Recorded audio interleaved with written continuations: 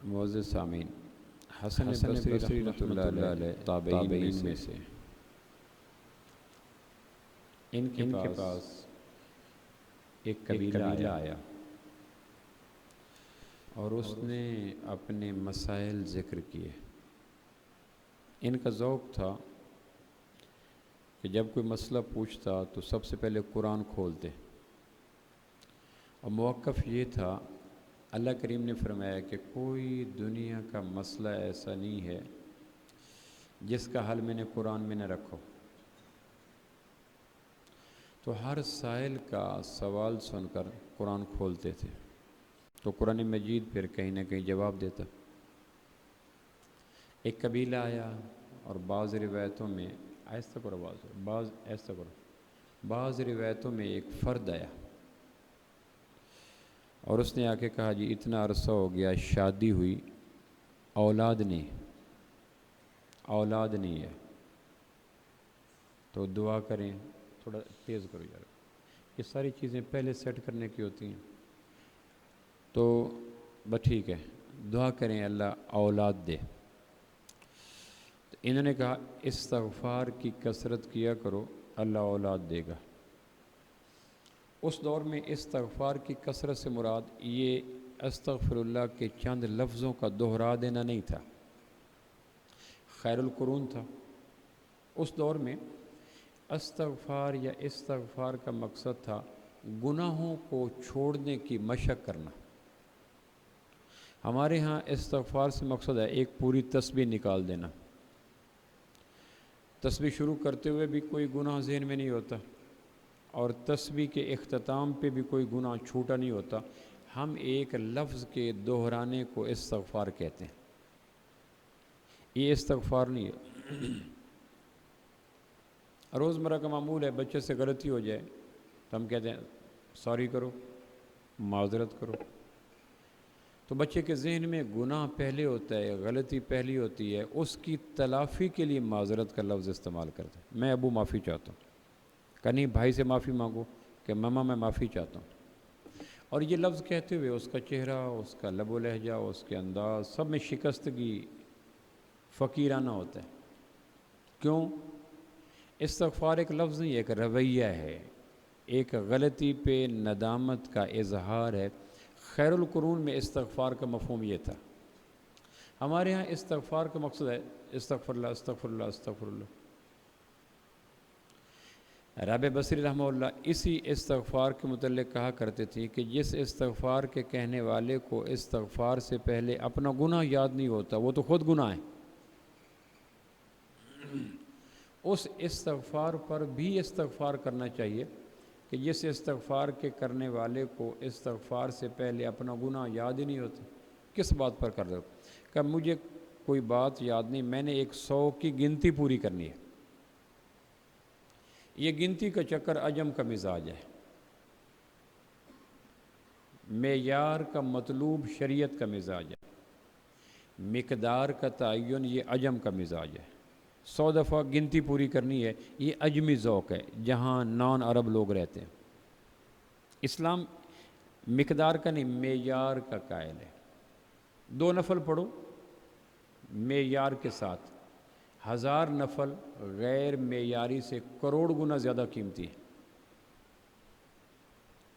قرآن مجید نے یہ نہیں کہا لیبلوکم ایکم احسن عملا، اکثر عملا، کہ نہیں، لیبلوکم ایکم احسن عملا، عمل حسین کرو، کثیر مقصود نہیں۔ 1 کروڑ دفعہ استغفار پڑھو، اس میں روح کوئی نہیں، اسپرٹ کوئی نہیں، ندامت کوئی نہیں، تو وہ تو خود استغفار کے قابل ہے۔ اس نے کہا شادی ہوئی، اولاد پیدا نہیں ہو رہی ہے، تو اس نے کہا استغفار کرو، یعنی گناہوں کو یاد کرو، اس سے معافی مانگو اور گناہوں کو چھوڑو۔ یہ اس دور میں استغفار کا کمپریہنسو مفہوم تھا۔ وہ چلا گیا، تھوڑی دیر بعد ایک آدمی آیا، جی ہم جس بستی میں رہتے ہیں عرصہ سے وہاں بارش نہیں ہو رہی، اور ہمارا آب پاشی کا نظام بارشوں کے علاوہ ہے کوئی نہیں، ہماری زمین خشک ہو گئی ہے، فصلیں اجڑ رہی ہیں، پھل ختم ہو رہے ہیں، ہم مر جائیں گے۔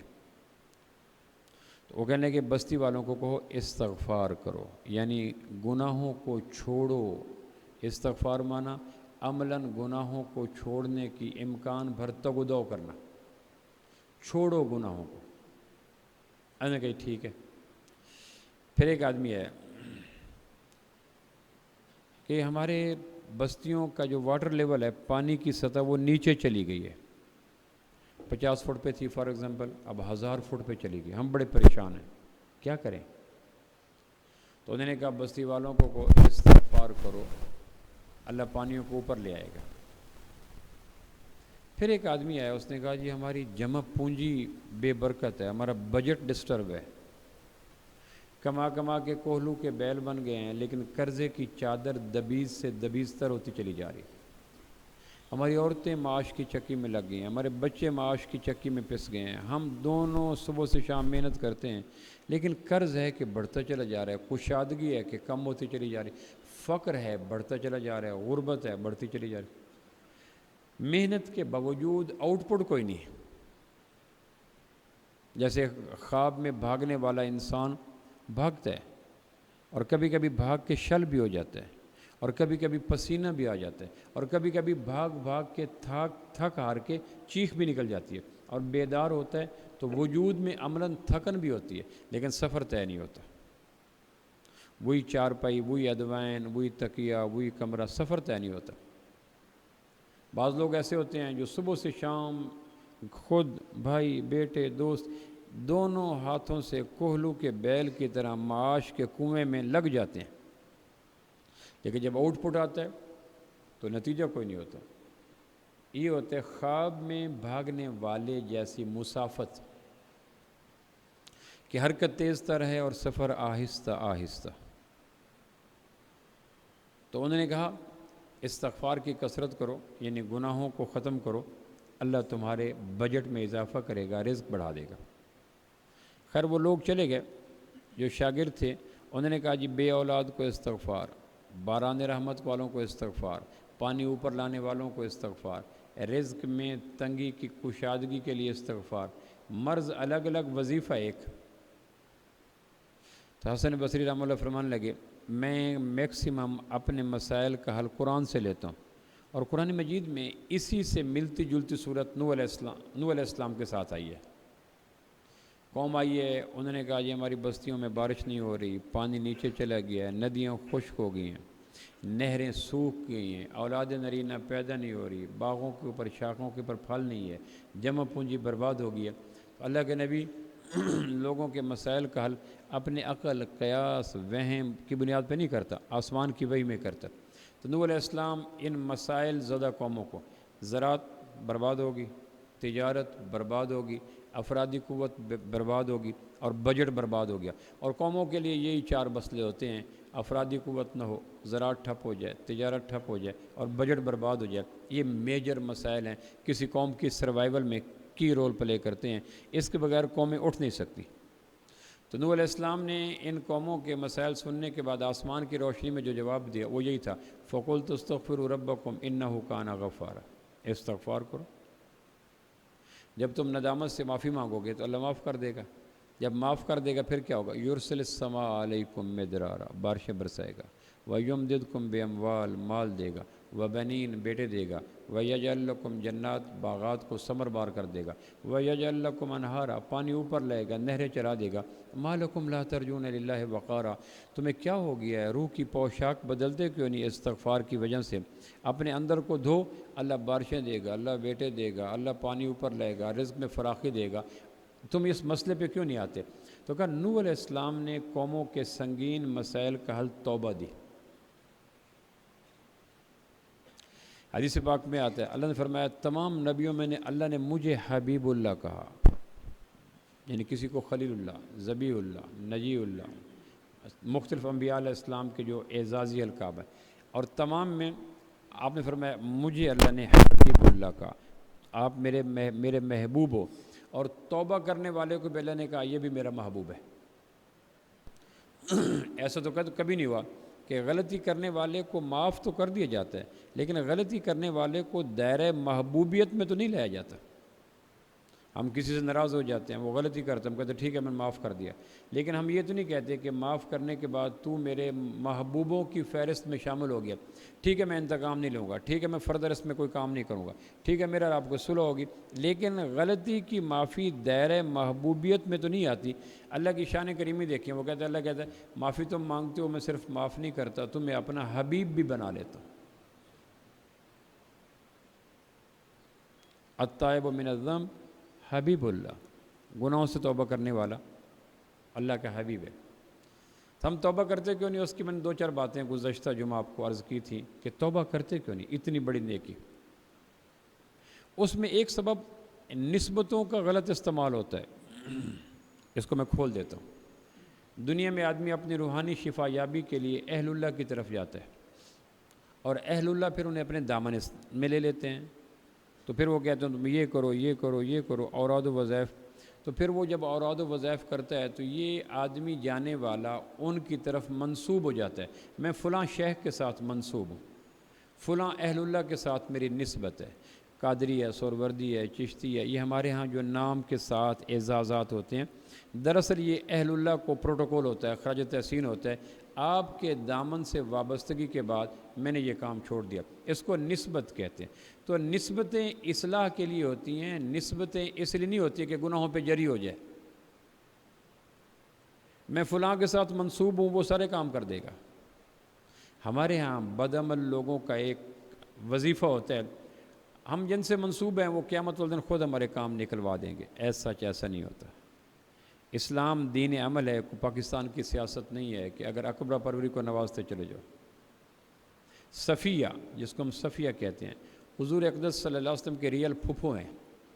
آپ نے ان کو فرمایا تھا صفیہ نبی کی پھپھو کی نسبت پہ نازاں ہو کر گناہوں پہ جری نہ ہونا، قیامت والے دن نسبتیں کام نہیں آئیں گی، اعمال کام آئیں گے۔ آپ نے خود فرمایا تھا 3 موقع ایسے ہوں گے جہاں عائشہ میں بھی کسی کے کام نہیں آؤں گا قیامت والے دن۔ حضرت عائشہ نے اپنی محبوبیت کا اظہار کرتے ہوئے عرض کیا میرے بھی کام نہیں آئیں گے، جو ایک محبوب بیوی اپنے شوہر سے اظہار محبت کرتی ہے، میرے بھی کام نہیں آئیں گے۔ آپ فرمایا تیرے بھی کام نہیں آؤں گا۔ سب سے بڑی نسبت تو نبی رحمت صلی اللہ علیہ وسلم کی ہے۔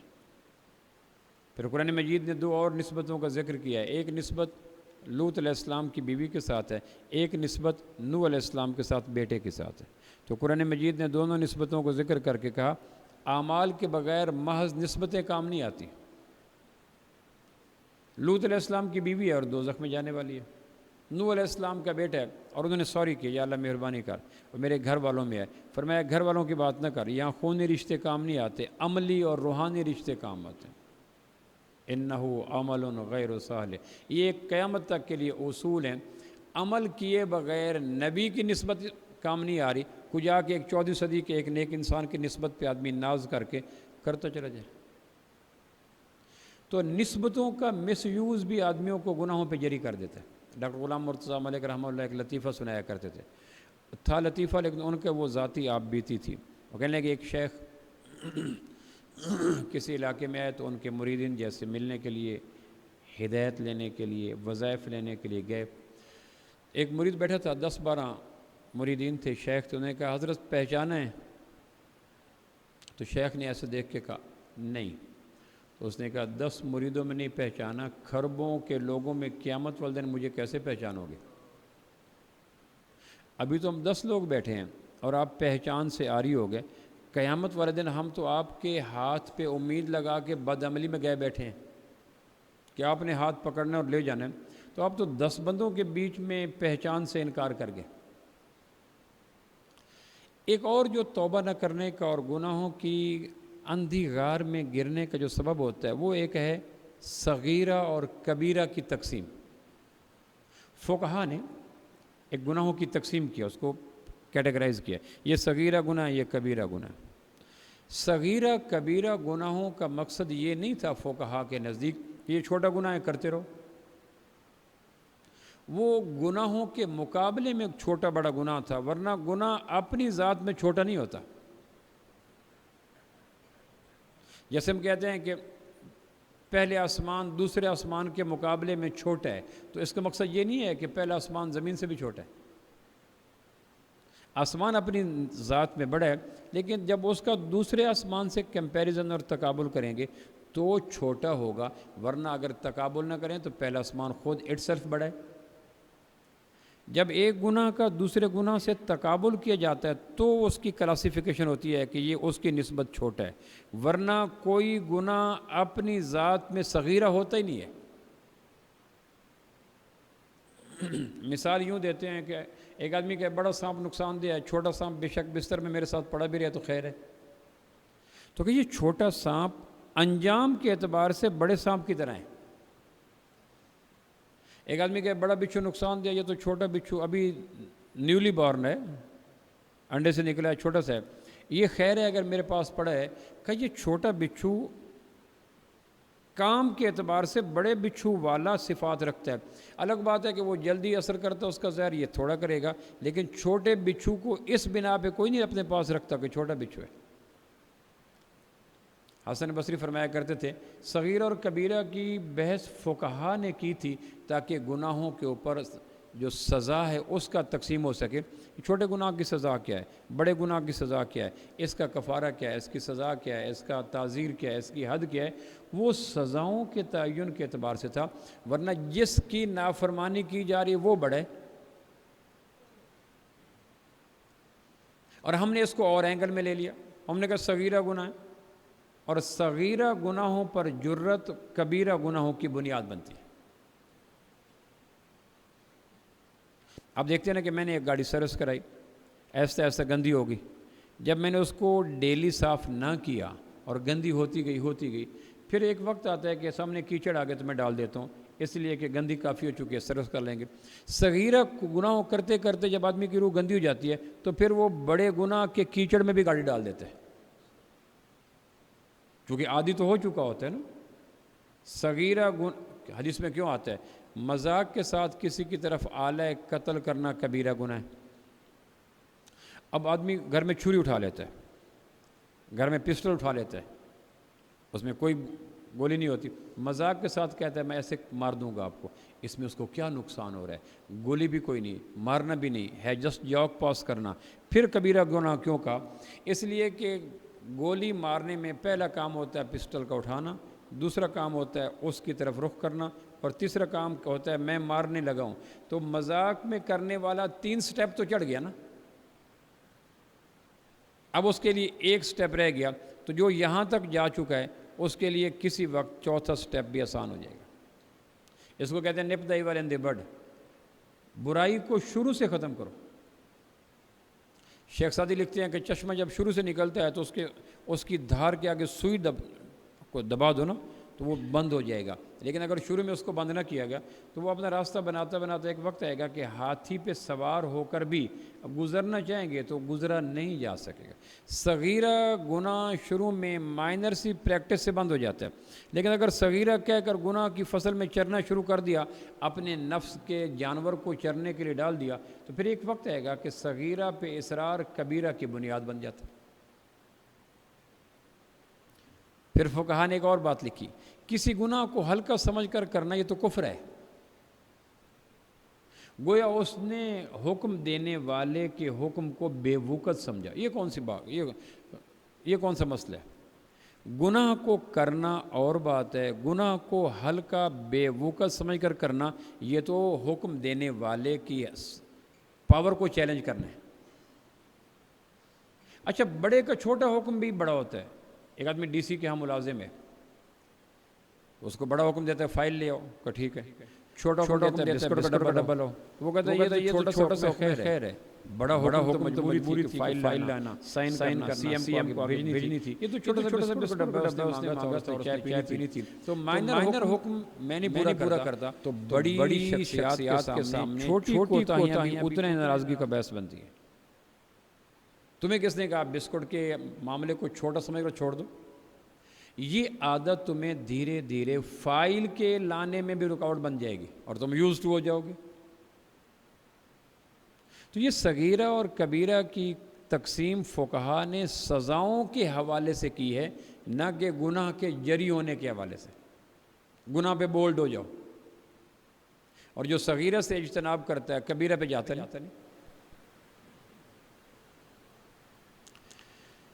تو اللہ کا شکر ہے، دوسرا شروع ہو چکا ماہ رمضان کا، جس کو عشرہ مغفرت کا بے کی روایت ہے۔ آپ اسلام نے جو مہینے کو 3 حصوں میں تقسیم کیا، پہلے سے کو رحمت کا، دوسرے کو مغفرت کا، تیسرے کو جہنم سے چھٹکارا کا، اور ہم اس وقت عشرہ مغفرت میں چل رہے ہیں، اور عشرہ مغفرت کی سب سے بڑی نیکی توبہ ہے۔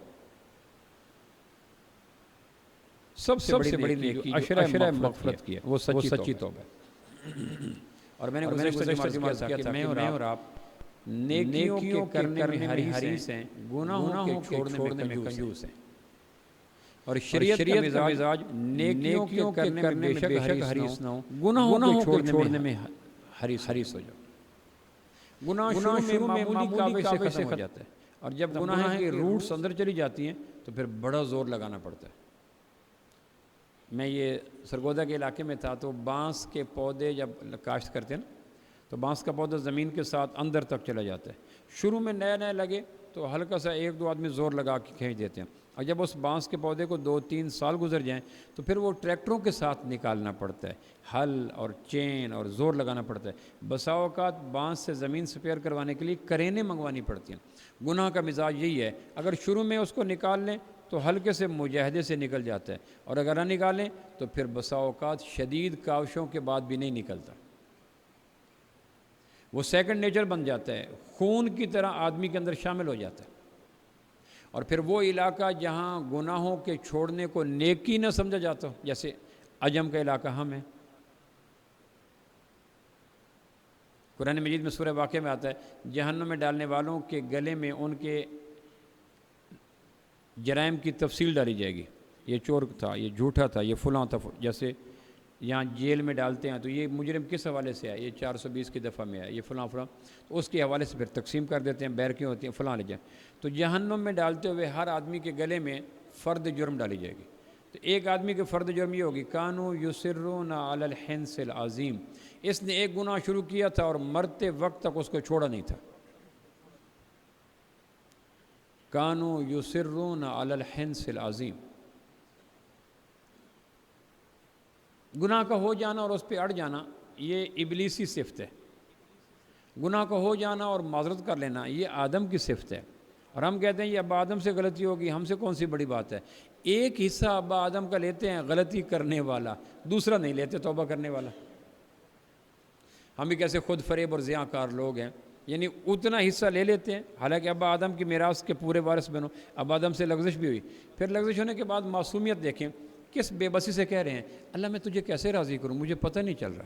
یعنی ابا آدم کی بے بسی، معصومیت، اب اس فکر میں، اللہ مجھے پتہ نہیں چل رہا، میرے سے تو نے کہا تھا لا تقرب هذه الشجرہ، اس درخت کے قریب نہ جانا، میں چلا گیا، جیسے چلا گیا، اب مجھے تو ہی بتا کہ میں اس معاملے میں تجھے راضی کیسے کروں۔ اب اندازہ کرے، اس میں معصومیت بھی ہے، بے بسی بھی ہے، بے کسی بھی ہے، اس میں طلب بھی ہے، اضطرابیت بھی ہے، سما بھی، کتنے اس میں جذبات چھپے ہوئے ہیں۔ اللہ سے کہا اللہ مجھے کیسے، میں کیسے کروں؟ تو اب اللہ نے کہا پھر تو یوں کہہ ربنا ظلمنا انفسنا وان لم تغفر لنا، پھر اللہ نے خود فارم دیا، یہ فارم فل کرو، تمہاری اپلیکیشن اوکے ہو جائے گی۔ تو میں اور آپ کوشش کریں دوسرے عشرے کو توبہ کے حوالے سے کیش کروائیں۔ جیسے ہمارے ہوتے ہیں نا عشرہ شجر کاری، اس کتنے درخت لگائے گئے، یہ عشرہ پولیو کے قطرے پلائے جا رہے ہیں، گھر گھر محلے محلے میں ٹیمیں چلی جاتی ہیں۔ نبوت نے ماہ رمضان کے دوسرے 10 دن کو کہا جلدی کرو، اس عشرے کے اندر توبہ کے درخت لگاؤ، تو توبہ کریں۔ لیکن میں نے کہا تھا سورہ تحریم کی آیت نمبر 8 میں، یہ 66 نمبر سورت ہے قرآن مجید کے، اگر پڑھنے کا موقع ملے، اس میں بڑے خوبصورت مضامین ہیں۔ میں پڑھ رہا تھا، ایسے کوئی مضامین طبیعت کو لگتے ہیں کہ آدمی کو آگے پیچھے جانے کو دل نہیں کرتا، لیکن پھر اگلی صورت استقبال کے لیے کھڑی ہوتی ہے، جانا پڑ جاتا ہے۔ لیکن تحریم کا مزاج ایسا ہے، اس کی آیت نمبر 8 میں آتا ہے یا ایھا الذین آمنوا توبوا الی اللہ توبۃ نصوحا، آگے پھر آیت چل نکلتی ہے، اے ایمان والو خاص برانڈ کی توبہ کرو۔ آپ لینے جاتے ہیں نا استری، آپ کہتے ہیں نیشنل کی استری دو۔ آپ لینے جاتے ہیں نا کمبل، آپ کہتے ہیں ترکی کا کمبل دو۔ آپ لے جاتے ہیں گھڑی، کہ جیپنیز کی گھڑی دو۔ آپ لینے جاتے ہیں نوکیا موبائل کا فلاں موبائل دو، اللہ اس طرح کہتا ہے توبہ مجھے توبۃ النصوح کی برانڈ کی دو، باقی توبہ میں نے لینی کوئی نہیں۔ اور توبۃ النصوح کیا ہے؟ میں نے گزشتہ جو عرض کیا تھا 6 چیزوں کے ملاپ سے توبۃ النصوح کی ریسیپی تیار ہوتی ہے۔ میں پھر اس کو دہرا دیتا ہوں۔ وہ جو بدو توبہ کر رہا تھا استغفر اللہ استغفر اللہ استغفر اللہ، اور اس کے اس استغفار کو دیکھ کر سیدنا علی رضی اللہ نے ارشاد فرمایا تھا یہ تو کذاب لوگوں کی توبہ ہے، جھوٹے لوگوں کی توبہ ہے۔ تو اس نے کہا وما توبۃ الصادقین، پھر سچے لوگوں کی توبہ کیا ہے؟ تو حضرت نے فرمایا تھا جس میں 6 صفات ہوتی ہیں وہ سچی توبہ ہوتی ہے، باقی ساری جھوٹے لوگوں کی توبہ ہوتی ہے، اور جھوٹی توبہ خود گناہ ہے۔ تو سچی توبہ میں پہلی شرط، چونکہ میں نے اور آپ نے ابھی آج کون سا روزہ ہے جی؟ 13واں، ابھی 6-7 دن پڑھیں تو تھوڑی سی ہمت کر کے توفیق مانگ کے نفل پڑھ کے راتوں کو تہجد میں کھڑے ہو کر قرآن مکمل کر کے، جو جن اوقات میں دعائیں براہ راست ہوتی ہیں نا اوپر لگی جاتی ہیں، ان اوقات میں توبۃ النصوح کی توفیق مانگیں۔ اصل الناس سے کہتے ہیں خالص شہد کو جس میں ملاوٹ نہ ہو۔ نصاحت الصوب عربی زبان میں ایک لفظ استعمال کرتے، کپڑا پھٹ جائے نا کپڑا، تو پھر وہ رفوگر کے پاس لے جاتے ہیں، رفوگر اس کپڑے کے اندر سے دھاگا نکالتا ہے۔ ایک ہے کہ کوئی اور دھاگے سے سٹچ کر دو، وہ دور سے نظر آتا ہے، تو کمال درجے کا رفوگر کیا کرتا ہے؟ اسی کپڑے کے اندر سے ایک تار نکالتا ہے، تار کشی، پھر اس کو سوئی پہ چڑھا کر اس کے جو پھٹا ہوا حصہ ہے اس کو بالکل توازن میں لا کر اسی دھاگے سے اس طرح سٹچ کر دیتا ہے کہ جب اگلے دن وہ رفو گری سے لینے کے لیے کپڑا آتا ہے تو اس کو کہتا ہے بتاؤ آپ کا کپڑا کہاں پھٹا ہوا تھا؟ تو وہ کہتا ہے پتہ نہیں چل رہا۔ اس کو کہتے ہیں نصاحت الصوب، اس طرح کپڑے کو سی دینا کہ کپڑے کے پھٹن کے داغ کا احساس نہ ہو۔ توبۃ النصوح کہتے ہیں وہ توبہ جس کے بعد روح کو گناہ نے جو پھاڑا تھا اس توبہ کی سوئی سے سی دیا جائے کہ وہ پھٹے ہوئے روح کے لباس کا داغ بھی نظر باقی نظر، اس کو نصاحت الصوب کہتے ہیں۔ اس طرح توبہ کی سوئی سے اس کو سٹچ کر دینا کہ گناہ نے جو روح کے لباس کو پھاڑا تھا اس میں داغ ہی نظر نہ آئے۔ اب یہ سب سے بڑی ضرورت ہے۔ امام غزالی کہتے ہیں ہر شخص پہ ہر وقت توبۃ النصوح فرض عین ہے۔ نو ون کلیم، دنیا کا کوئی انسان کسی سٹیٹس کو یہ دعویٰ نہیں کر سکتا کہ میں پاک پوتر ہوں، طیب طاہر ہوں۔ ہر وقت کسی نہ کسی غلطی میں آدمی چل رہا ہوتا ہے، کسی نہ کسی حوالے سے لغزشیں اس کے جسم میں داخل ہو رہی ہوتی ہیں۔ وہ کہتے ہیں ہر شخص پہ ہر وقت توبہ کرنا لازم ہے۔ کوئی جا کے سال کے بعد کر لیجئے، اتنا تو چاند سویل کر لیجئے۔ سید علی نے فرمانے لگے بچہ سچی توبہ کر، اس نے کہا سچی توبہ کیا ہے؟ آپ فرمایا پہلی شرط یہ ہے ندامت کے ساتھ توبہ کر۔ حدیث میں آتا ہے الندم توبہ، توبہ تو نام ہی ندامت کا ہے۔ ندامت کسے کہتے ہیں؟ آپ نے کبھی دیکھا ہوگا پریشر کوکر، خواتین گھروں میں سالن پکانے کے لیے پریشر کوکر لگاتی ہیں، پریشر کوکر کے اندر ایک ہیٹ ڈیولپ ہوتی ہے، وہ ہیٹ اور پریشر گوشت کو گلانے کے لیے کام آتا ہے۔ گناہوں کو یاد کر کے سینے کے اندر سے ایک ہیٹ پیدا ہوتی ہے، اس ہیٹ اور حرارت کو ندامت کہتے ہیں۔ میرے سے یہ کیا ہوا، یہ نہیں ہونا چاہیے تھا، یہ غلطی ہوگی۔ اندر ایک حرارت پیدا ہوتی ہے، ایک دکھ، ایک ہوک، ایک آہ پیدا ہوتی ہے، جس کو اقبال کہتے ہیں تو بچا بچا کے نہ رکھی سے تیرا آئینہ ہے وہ آئینہ، کہ شکستہ ہو تو عزیز تر ہے نگاہ آئینہ ساز۔ قطرے سمجھ کے شان کریم، موتی سمجھ کے شان کریمی نے چن لیے قطرے جو تھے میرے عرق انفال کے، کہ جو میرے ندامت سے قطرے نکلے تھے، اللہ نے کہا یہ تو ڈائمنڈز ہیں، یہ تو پرلز ہیں، اس کو اٹھاؤ اور سیو کر دو۔ تو سب سے پہلی چیز ہے کہ جذبہ ندامت کے ساتھ توبہ۔ ایسے نہیں جس طرح ہمارے ملک کے ایک مشہور قوال نے توبہ کے حوالے سے قوالی پڑھی تھی، تو وہ قوالی تھی ندامت کے بغیر۔ اگر ندامت نہیں ہے تو وہ ایک قوالی ہے اور پریزنٹیشن ہو رہی ہے، اس کو لایا جا رہا ہے، نئے والیوم ہٹ کیا جا رہا ہے۔ ایک دفعہ ندامت کے ساتھ توبہ کریں، بغیر ندامت کے 1,00,000 دفعہ استغفار پڑھنے سے بہتر ہے۔ اور ندامت ہر شخص کو اندر سے پیدا ہو سکتی ہے جب آدمی وفا اور جفا کو یاد کرتا ہے۔ انعام اور گناہوں کو یاد کرتا ہے، مہربانی اور نافرمانیوں کو یاد کرتا ہے۔ یہ جو تقابل کی فضا کرتا ہے نا، اس نے کیا کیا، میں نے کیا کیا، اللہ نے کیا کیا، میں نے کیا کیا، اس تقابل کے بعد ہر آدمی کے اندر وہ ایک سوچ پیدا ہو جاتی ہے، اور اسی سوچ کا نام ندامت ہے، اور وہ ندامت شرط اولی ہے توبہ کے لیے۔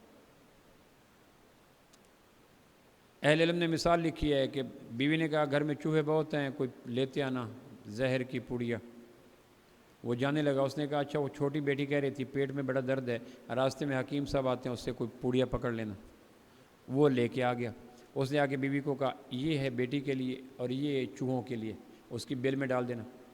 بیوی سے غلطی سے وہ جو چوہوں والی تھی وہ بیٹی کو کھلا بیٹھی، بیٹی کی بلیڈنگ شروع ہو گئی، خون نکلنا شروع ہو گیا، حالت غیر ہوگی، آنتیں پھٹنا شروع ہوگی، طبیعت۔ شوہر بھاگ کے اس نے کہا کیا ہوا؟ کہنے کہ جو آپ نے پوڑیا دی تھی حکیم کی وہی کھلائی تھی۔ اس نے کہا کہاں ہے؟ اس نے دکھایا، اوہو یہ تو چوہوں کو مارنے کے لیے زہر تھی۔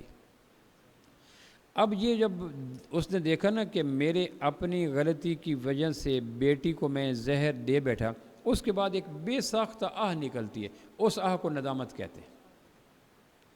ندامت کو آرٹیفیشل چیز نہیں ہے، ایک بے ساختہ دکھ اور کرب کے اظہار کا نام ہے۔ اوہو یہ غلطی ہوگی، اللہ مجھے یہ نہیں کرنا چاہیے، بھائی یہ ہوا نہیں، اور اللہ نے کہا چلو بھائی صاف ہو گئے۔ اللہ سمندروں کے پانیوں سے اتنا خوش نہیں ہوتا جتنا ندامت کے ایک قطرے سے خوش ہوتا ہے۔ میں ایک جگہ لیکچر دینے کے لیے گیا، میرے ساتھ ایک سول جج کھڑا تھا۔ بیان کے بعد میں نے دیکھا نماز میں اس کی ہچکیاں نہ رکیں، اتنا رویا، فرض نماز عشاء کی تھی، اتنا رویا کہ مشکل سے وہ ضبط کرے، پھر بھی ہچکیاں پھسل جائیں، پھر آوازیں نکل جائیں، پھر روئے۔ تو بعد میں ہم کھانے پہ بیٹھے تھے، تو میں نے کہا جج صاحب یہ کیا ہوا آپ کو؟ اس نے کہا آج فیصلے میں ڈنڈی مار بیٹھا تھا، وہ جو میں نے فیصلہ کیا تھا اس میں کچھ ڈنڈی مار بیٹھا تھا، وہ یاد آیا تو میری ہچکی نہیں رکی۔ اس کو ندامت کہتے ہیں۔ اور ہر آدمی ڈنڈی مار لیتا ہے کہیں نہ کہیں سے، رقبے کے حوالے سے، زمین کے حوالے سے، پیسوں کے حوالے سے، لین دین کے حوالے سے، بول چال کے حوالے سے۔ آدمی اگر بے ہو کر سوچے نا ماضی کی غلطیوں کو، تو ایک بلنڈر نظر آتے ہیں، طوفان نظر آتے ہیں پڑے ہوئے۔ اور اس نے کہا یہ میں ندامت کو پیدا کرنے کی کوشش کروں گا۔ دوسری شرط کیا ہے؟ فرمان لے کہ دوسری شرط سچی توبہ کی ہے، فرائض کی ادائیگی۔ اللہ نے ہر بالغ کے ذمے کچھ ڈیوٹیز لگائی ہیں، نماز پڑھا کرو، ٹھیک ہے، روزے رکھا کرو، حج کیا کرو، زکوٰۃ دیا کرو، قرآن پڑھا کرو، حق کو غالب کرنے کی کوشش کیا کرو، دین کو پھیلانے کی کاوش کیا کرو، بے دینی کو مٹانے کی کوشش کیا کرو، آگے دین۔ یہ ہر آدمی کے اوپر اس کے سٹیٹس کے اعتبار سے مختلف فرائض ہیں۔ وہ فرائض اس کے ذمہ رہتے ہیں کہ ایک آدمی نمازیں 20 سال نہیں پڑھی، شروع کر دی، اب 20 سال کی نمازوں کا کیا کیا جائے؟ فرائض ادا کرو۔ ایک آدمی 10 سال زکوٰۃ نہیں دی اور ٹائلیں پتھر فانوس لگاتا رہا، اور لوگوں کے اندر بیماریاں بڑھتی رہیں، غربتیں بڑھتی رہیں، وہ نئے ماڈل کی گاڑی خریدتا رہا، کشادہ گھر کرتا رہا، تو وہ جو 10 سال لوگوں کی زکوٰۃ کو ہڑپ کر کے اس نے نئے رقبے لیے تھے، اس کا کیا کیا جائے؟ اس نے میٹھے دین کو زندہ کرنے کی کوشش ہی نہ کی، تو برائی بڑھتی رہی، موسیقی بڑھتی رہی، بے پردگی بڑھتی رہی، جمہوریت بڑھتی رہی، آوارگی بڑھتی رہی، اور اپنی دکان میں، دفتر میں مصروف رہا، اور اس نے کوئی کاوش نہ کی۔ اس فریضے کا کیا کیا جائے؟ حج اس پہ 10 سال پہلے فرض تھی، وہ بیٹے کی شادی کے چکر میں لگا رہا، اب اس کا کیا کیا جائے؟ ایک آدمی کی بیٹی کی شادی ہو رہی ہے، اتنے میں زور کی نماز کا وقت آ گیا، تو وہ اس کے پاس کیا علماء اور مفتیان جواز دیں گے کہ میں بیٹی کی رخصتی کی مصروفیت کی بنا پر نماز آگے پیچھے کر سکتا ہوں؟ تو کہیں گے نہیں، کہ میں نے بیٹی کو پیار دینا تھا، کہ پیار دینا ضروری کوئی نہیں، فرض نماز وقت پہ پڑھنا ضروری ہے۔ تو بیٹی کی شادی کے موقع پر اگر فرض نماز جو ڈیلی 5 ٹائم ہوتی ہے اس کو آگے پیچھے کرنے کی اجازت نہیں، تو کیا بیٹی کی شادی کی بنا پہ زندگی میں ایک دفعہ حج کو آگے پیچھے کرنے کی اجازت ہے؟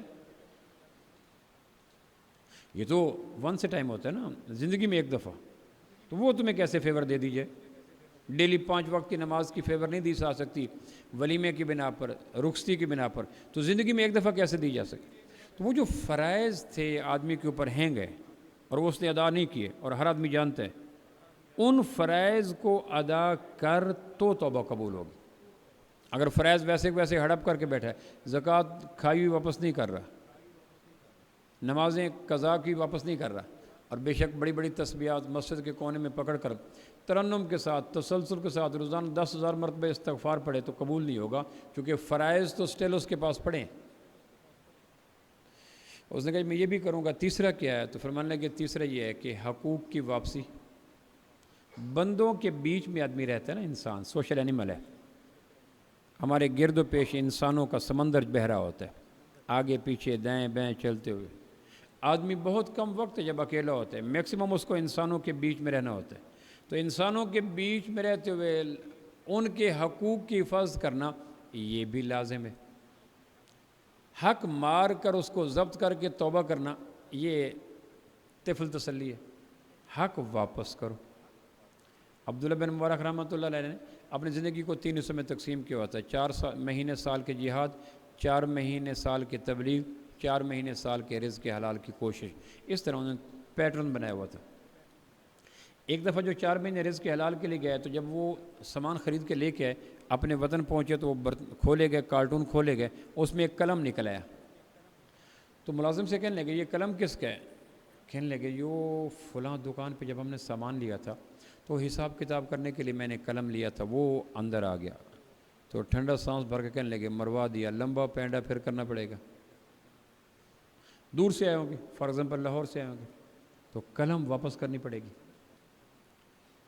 تو ملازم نے کہا یہ ایک قلم ہی تو ہے، استغفار کر لیں۔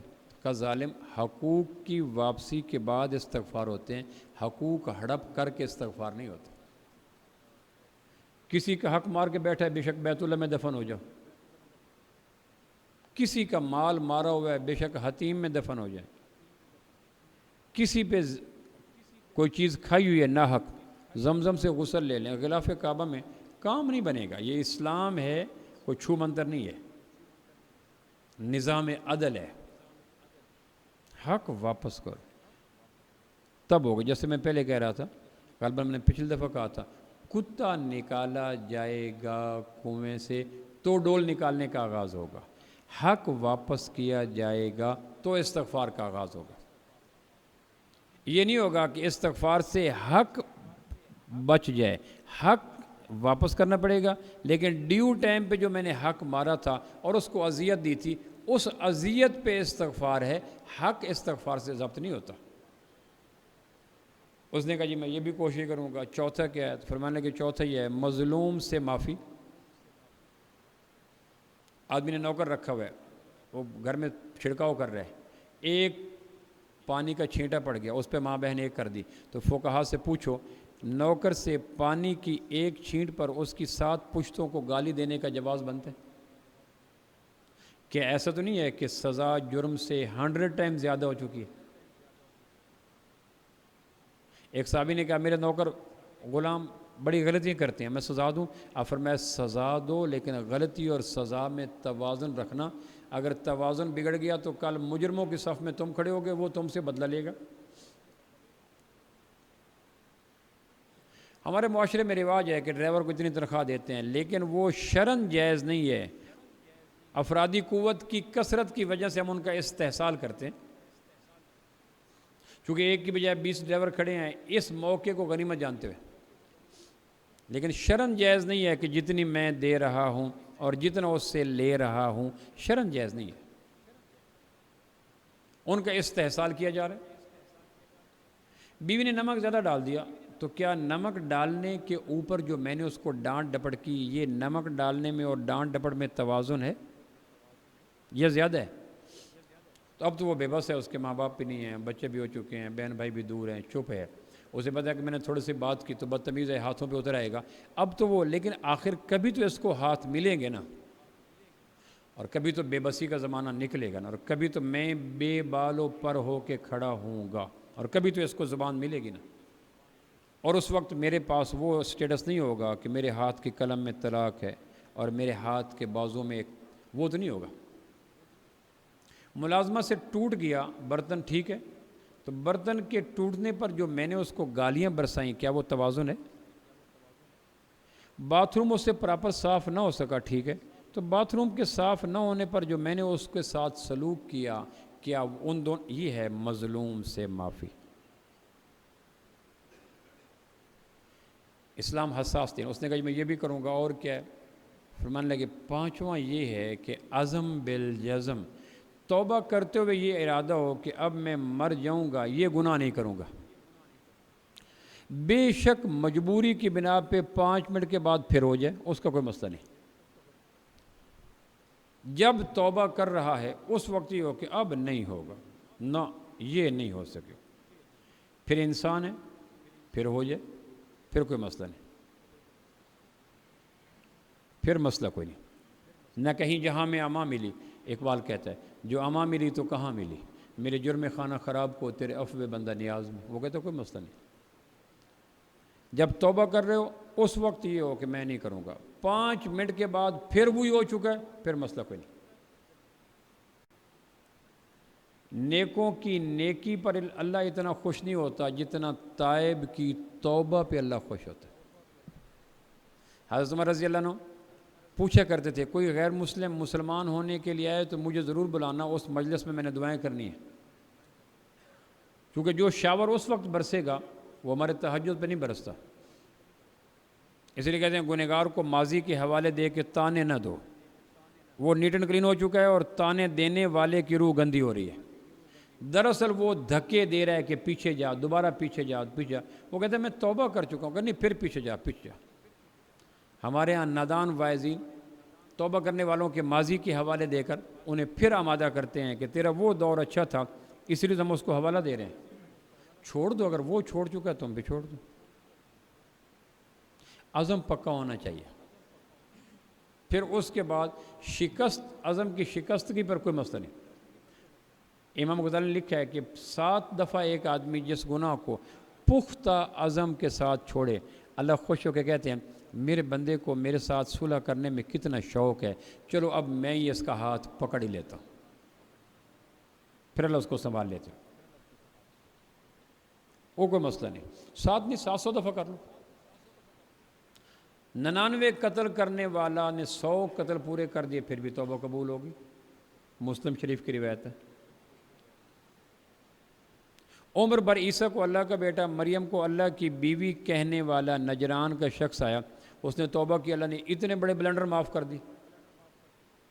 فاروق اعظم رضی اللہ کس سوچ کے ساتھ دار ارقم میں آئے تھے مکہ مکرمہ میں کہ سب سے بڑا جرم کرنے آئے تھے. اس وقت نبی رحمت صلی اللہ علیہ وسلم کا قتل کرنے آئے تھے. چند منٹ کے بعد سیدنا فاروق اعظم ہو چکے تھے. تو یہ ماضی کی مثالیں بتاتی ہیں کہ مایوس نہ ہو کرو. ایک رحمت کی چھل پوری کائنات کے گناہوں کو بہا دیتی ہے. اور وہ کہتا ہے کہ لوگوں کے گناہ اگر میری رحمت کو شکست دے جائیں تو پھر میں مغلوب ہو جاؤں گا، یہ غالب ہو جائیں گے.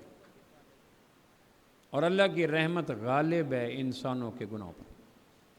اس نے کہا جی میں یہ بھی کروں گا. چھٹا تو فرمانے لگے چھٹا یہ ہے کہ جس طرح نافرمانیوں پہ تو نے زندگی گزاری، اب بقیہ زندگی اطاعت پہ گزارنے کا عہد کر. جس طرح مال کو فضول خرچی کی تھی گناہوں میں، اب مال کو غریبوں، یتیموں، بیواؤں پہ خرچ کر. جس طرح اپنے علم کو خرچ کیا تھا مال کمانے میں، اب علم کو خرچ کر دین کے پھیلانے میں. جس طرح جوانی کو خرچ کیا تھا لوگوں پہ ظلم کرنے میں، اب جوانی کو خرچ کر مظلوموں کو ظلم سے نکالنے میں. یعنی جس طرح اللہ کی دی ہوئی صلاحیتوں کو شیطان کی کمپین کے لیے استعمال کیا تھا، توبہ کا تقاضا یہ ہے کہ پھر اس کو استعمال کریں. یہ 6 چیزیں مل جائیں تو سچی توبہ بن جاتی ہے. اور سچی توبہ کے بعد یقین رکھنا چاہیے کہ اللہ نے میرے روح کے لباس کو بدل دیا. پھر اس میں کوئی گڑبڑ نہ ہو. اور اگر ایک چیز اور شامل کر لی جائے تو اور اس کا اثرات ریپڈ ہو جاتے ہیں. وہ کیا ہیں؟ توبہ میں جلدی کی جائے. حسن بصری فرمایا کرتے تھے 6 شرائط کے ساتھ توبہ کرنے سے آسان نہیں ہے آدمی گناہ ہی نہ کرے. یہ جو اتنی شرائط کو اکٹھا کر کے جو توبہ کرنا ہے تو اس سے بہتر نہیں ہے کہ آدمی ہمت کر کے گناہ ہی نہ کرے. آخر توبہ کرنی تو پڑے گی نا. تو ندامت کرو گے، فرائض ادا کرو گے، حقوق واپس کرو گے، مظلوم سے معافی مانگو گے، عزم بالجزم کرو گے، اطاعت پہ آؤ گے. تو یہ 6 ہیوج شرائط ہے نا. اتنی بڑی شرائط کے ساتھ جو کل کرنا ہے تو اس سے بہتر نہیں ہے لاجک وائز کہ آج کرو ہی نہ. اور ایک اور شرط کہ توبہ میں جلدی کی جائے، گناہ کے لیے اپنے آپ کو انتظار کرے جائے، اچھا پھر کر لیں گے، کر لیتے ہیں آدھا گھنٹہ، جس طرح بچے کو آدمی بہلا پھسلا کے بری چیزوں سے روک دیتے ہیں، اس طرح نفس بچے کی طرح ضد کرتا ہے، اس کو کوئی نہیں یہ لے لیں گے، آدھے گھنٹے بعد کر لیں گے، 1 گھنٹے بعد کر لیں گے، یوں اس کو بہلا پھسلا کے آگے لیا جائے اور توبہ کو قریب لایا جائے۔ تو اس طرح کوشش کر کے اللہ عمل کی توفیق۔